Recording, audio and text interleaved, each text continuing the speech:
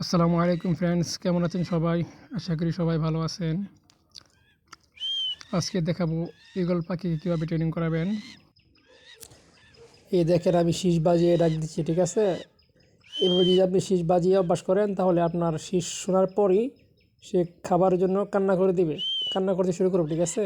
যদি আপনি বাঁশি বাজিয়ে ডাক দেন তাহলে এই যে বাঁশির শব্দ শোনার সাথে সাথেই খাবার জন্য কান্না শুরু করে ফেলবে, ঠিক আছে? এভাবেই ট্রেনিং আমি করাতে এখন হবে। সাধারণত হাঁটাই না, শুধু আপনাদের দেখানোর জন্য একটু হাঁটাইলাম পাখিকে। আর কি একটু বড় হলে তারপর আমি আরও দূর থেকে খাওয়াবো। এভাবে আস্তে আস্তে প্রতিদিন যখন খাওয়াতে খাওয়াতে পাখি বুঝবে যে না, তাকে একটু হেঁটে কিংবা উড়ে গিয়ে খেতে হবে। এটা পাখিকে অভ্যাস করাতে হবে, ঠিক আছে? যদি সব সময় বসায় বসায় খাওয়ান তাহলে পাখি অলস হয়ে যাবে। এই জন্য মাঝে মাঝে বাচ্চা থাকলেও দেখা যায় যতটুকু পাখি হাঁটতে পারে ততটুক দূর থেকে ডাক দিতে হবে।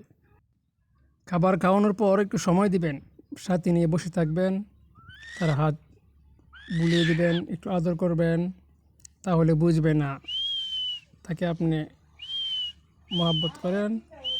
আস্তে আস্তে আপনার প্রতি আসক্ত হবে। যত কাছে রাখবেন তত ভয় ভাঙবে, পাখি তত বেশি পুষ মানবে। যত সময় দিবেন তত পুষ মানবে। ইনশাআল্লাহ আমার পাখি দেখবেন যখন উড়াল শিখবে, আশা করি যে যেখানে আমাকে দেখবে ডাক দেওয়ার সাথে সাথে ইনশাআল্লাহ আশা করি যে আমার হাতে চলে আসবে। আর চেষ্টা করবেন পাখিকে এক এক সময় এক এক রকম মাছ খাওয়াতে, কারণ যদি এক জাতির মাছ খাওয়ান তাহলে পাখি শরীর স্বাস্থ্য বেশি ভালো থাকবে না। কারণ পাখির মা তো মনে করেন যে এক এক সময় এক এক মাছ নিয়ে আসে। যদি আর সবসময় এক মাছই খাওয়ান তাহলে পাখির স্বাস্থ্যের ক্ষতি হতে পারে।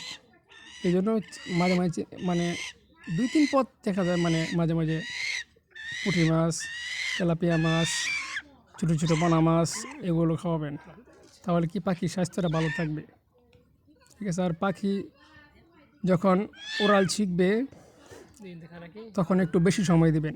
ফার্স্ট টাইম যখন ওরাল শিখবে, এই যে দেখেন পাখি এখন একা একাই খাওয়া শিখে ফেলেছে। কয়েকদিন খাওয়াইছি, দেখেন একা একা খাওয়া শিখে ফেলেছে। ভালো হয় যদি আপনি হাতের উপর বসায় খাওয়ার অভ্যাস করেন, এটাই ভালো হয়। যদি ভিডিওটি ভালো লেগে থাকে লাইক কমেন্ট শেয়ার করেন। এরকম ভিডিও যদি আরও পেতে চান তাহলে চ্যানেলটি সাবস্ক্রাইব করে পাশে থাকেন।